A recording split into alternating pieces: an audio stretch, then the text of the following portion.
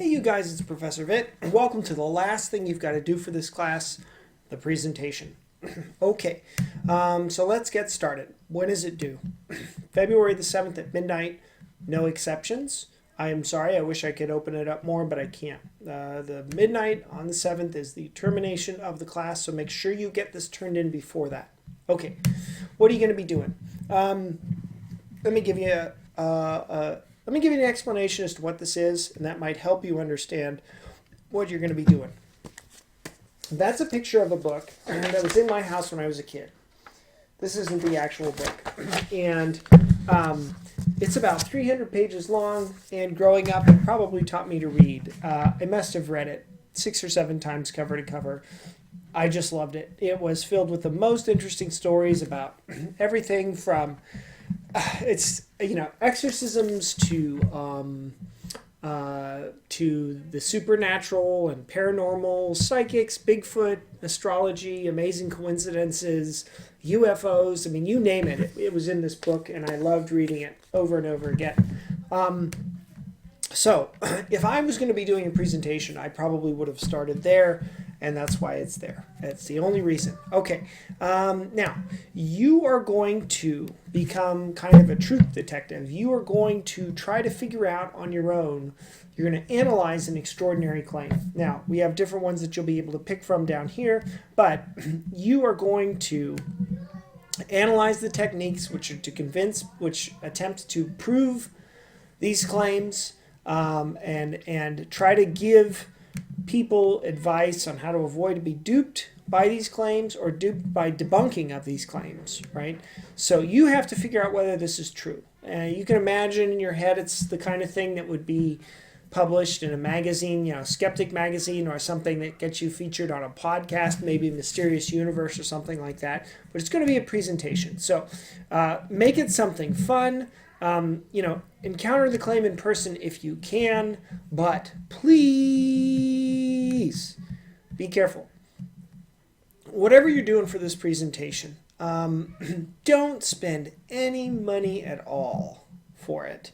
Don't give out personal information. If you're going to email somebody, don't use your personal account with all your stuff on it, right? Don't go somewhere. Don't say, I'm going to investigate a psychic, so I'm going to go undercover, and I'm going to go to a psychic. I'm going to spend a lot of money, and I'm going to go alone. Don't do anything like that. Don't go anywhere alone. Don't spend any money. I'm going to investigate ghosts in this house, and so I'm going to trespass in the middle of the night. This haunted mansion in my neighborhood, or so. Please don't do anything like that. Be safe and be wary. You're more than welcome to just do the assignment and do research. You do not have to physically go someplace, spend a lot of money, or put yourself in harm's way. Okay. You can choose from any of the following topics. It is entirely up to you.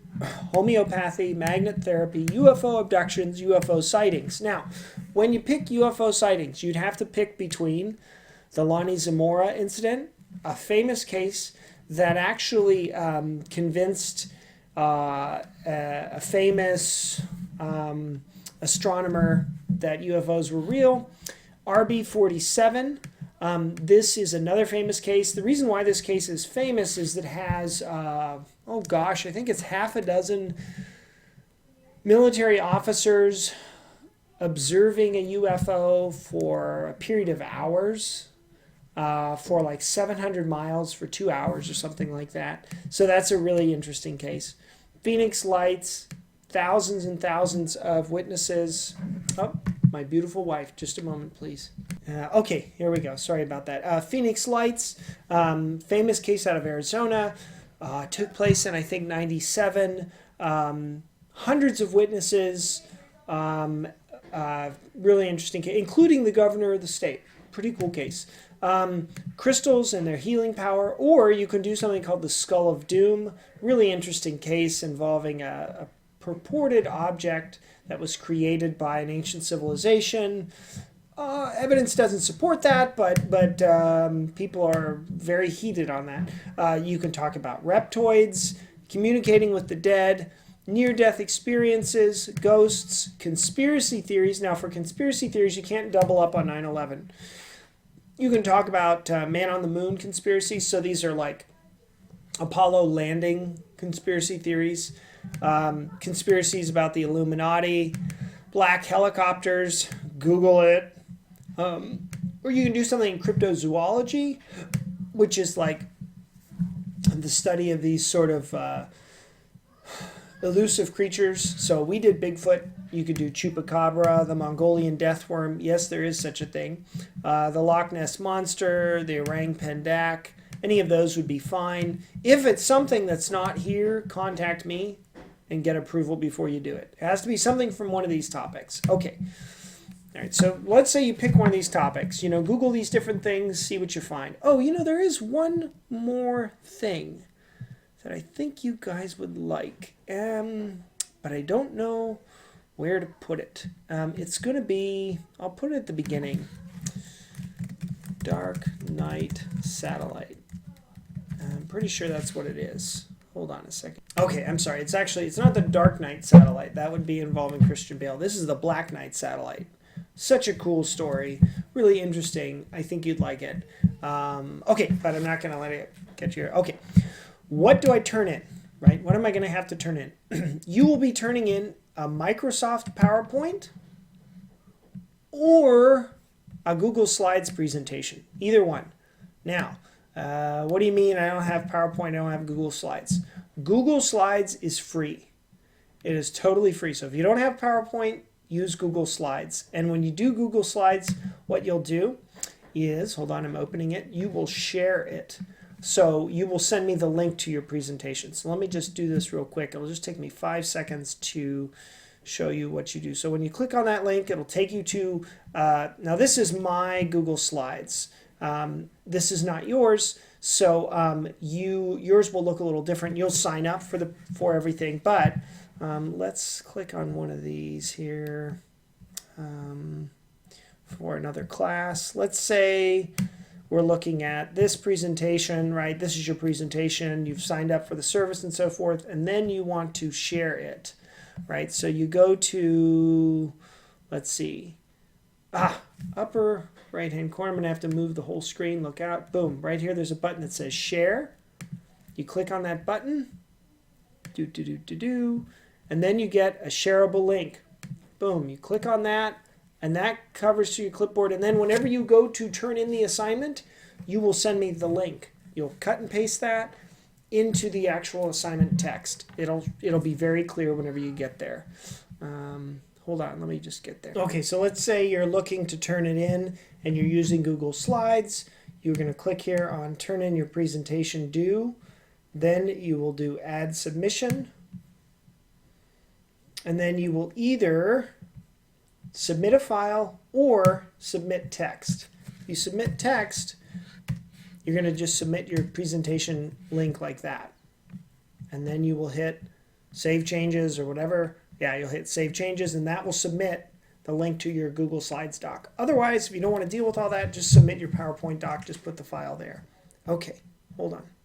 Okay, so that's how you do it, right? So you will turn in a link or you'll turn in a file. Okay, so you will be turning a Microsoft PowerPoint presentation or a Google Slides presentation.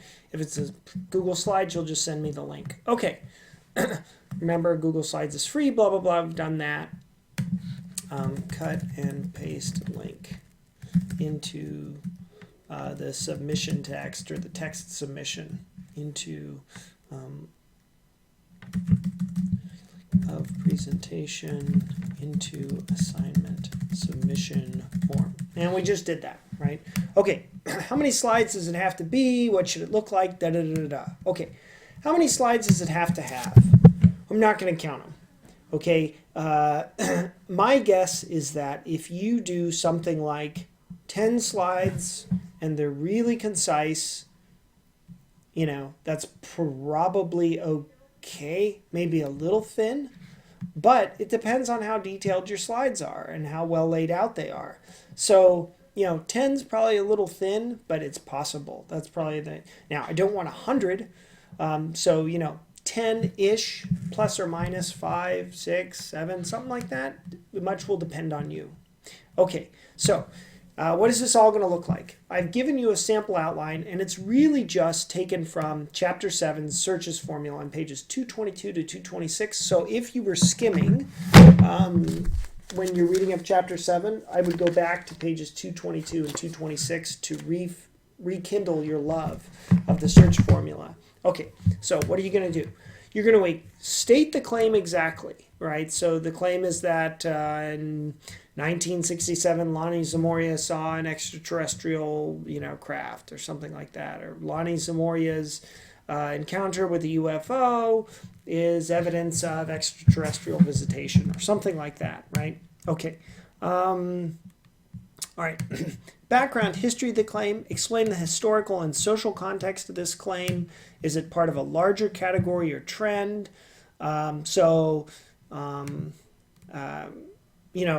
Just the history surrounding it. So if you're doing Loch Ness, Loch Ness is a loch. It's in Scotland. It's pretty deep. It's, the first reported sighting of the monster was this date, blah, blah, blah, blah, blah.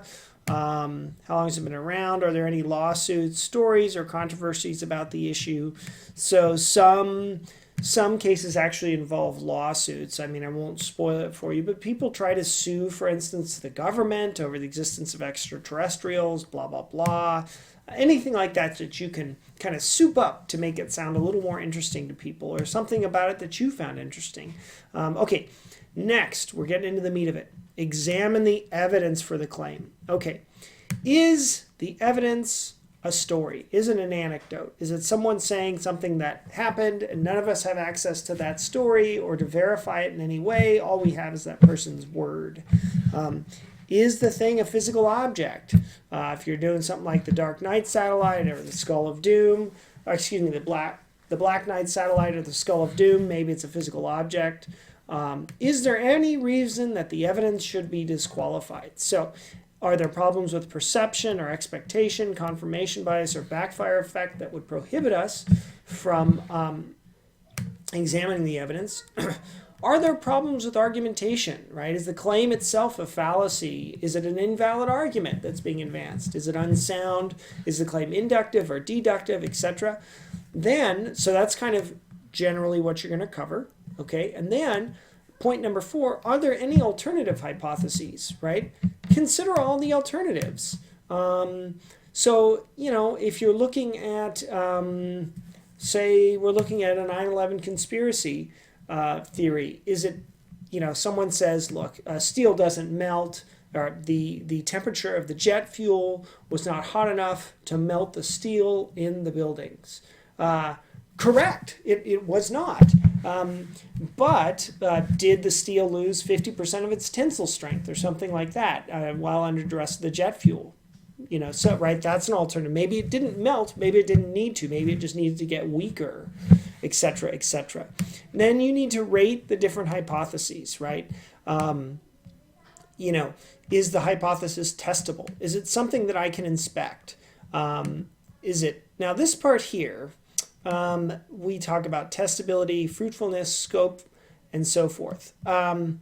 These are discussed in the book in some length, and we didn't cover them to a great degree because they're sort of further into the difference between science and pseudoscience. So what I would encourage you to focus on is simplicity. And what we mean is this. There's this cool thing I talked about here called the Black Knight satellite. And this idea is that through a variety of totally different sources, people have posited the existence of some kind of extra-human satellite that is orbiting the Earth and has been observed generating physical phenomena for a period of many years, right? How simple is that hypothesis? Well, it's not super simple because it introduces a bunch of new things, like aliens watching us. So simple here means how many entities are involved in it. Now, the other hypothesis for something like this might be that in these different cases, people are misperceiving things, or they are mistaken, right? What's more likely? Someone is mistaken when they see something in the sky. They've got the sun is in their eyes, or they're not properly remembering something, or there are aliens, right? So this is the idea. It's kind of Occam's razor, which is a more simple explanation. How simple is the explanation? And that's what we mean by conservatism. So I would focus on simplicity for this presentation. But the book can be helpful there too. Okay, and then lastly, so you're going to tell me, how good are these hypotheses? And then lastly, what do you think the evidence supports? What do you think is true?